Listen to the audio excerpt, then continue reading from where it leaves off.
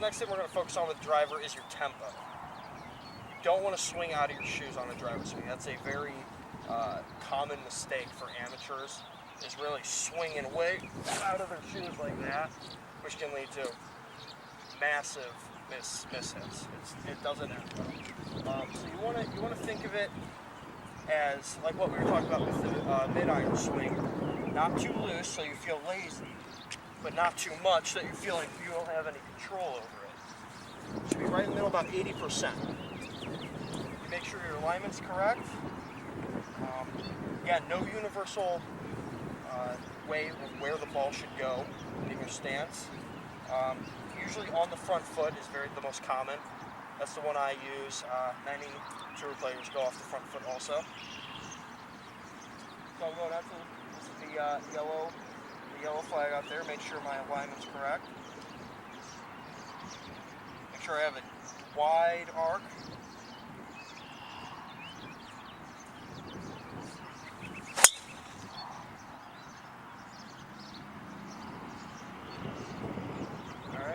Right my target, but not too bad.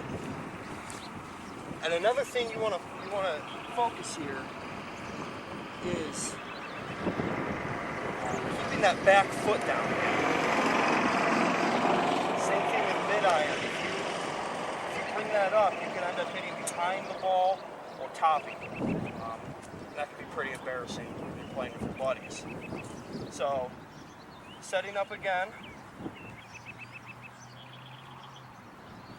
Wide arc, but when you come back, focus on keeping that back foot down. So practice the wide arc, and then keeping that foot down.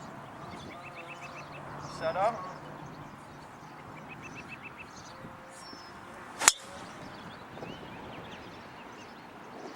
Alright, so the first couple we're going to work on is a sand wedge. We all have sand wedges.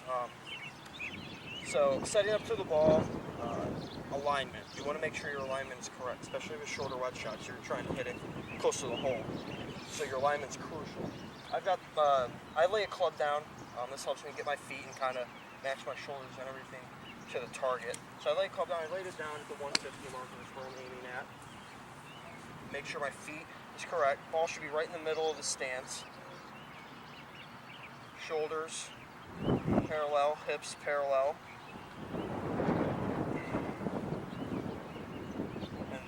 Alignment is correct and you make a good swing, you go where you're aiming.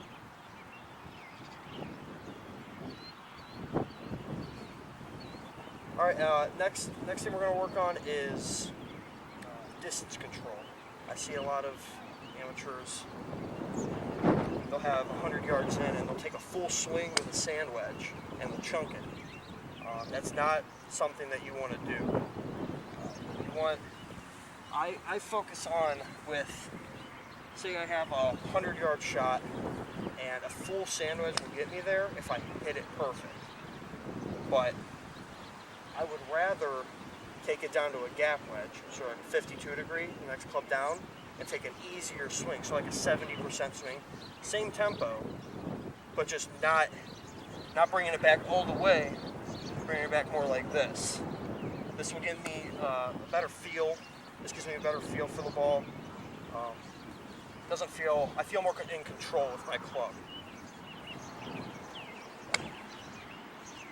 So, say 100 yards markers right there.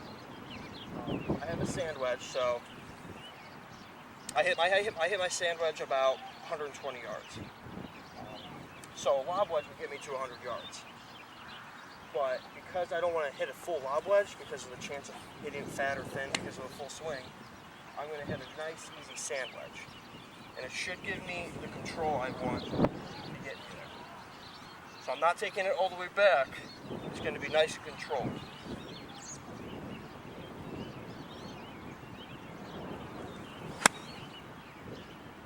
Keep that acceleration through the ball.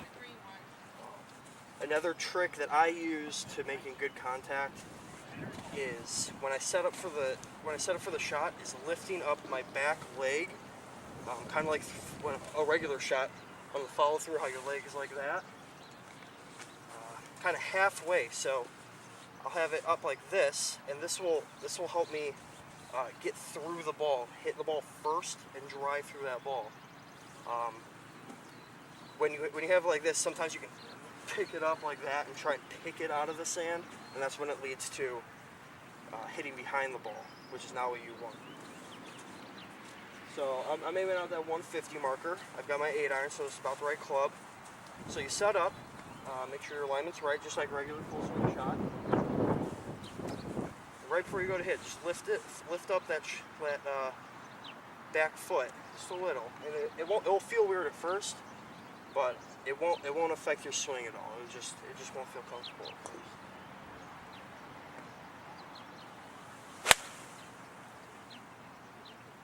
You hear how I hit ball first, and a nice trajectory out of the bunkers. Obviously, I got good contact.